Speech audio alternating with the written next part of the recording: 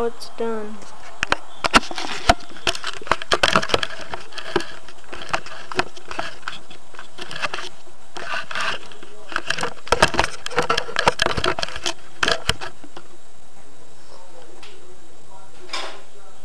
I'm going to take the 4 aces.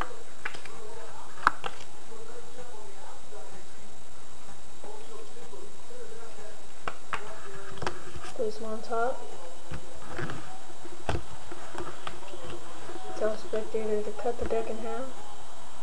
Be sure to watch where the top is. Cut the other deck in half and cut the next one in half. We're going to do that one last. We're going to have them take 3 off the top, put them on the bottom, take the next 3, put them on the next piles. You're going to do the same for all 4. This is going to be a key one. Take 3 off the top, put them on the bottom. 1, 2, 3. Same thing.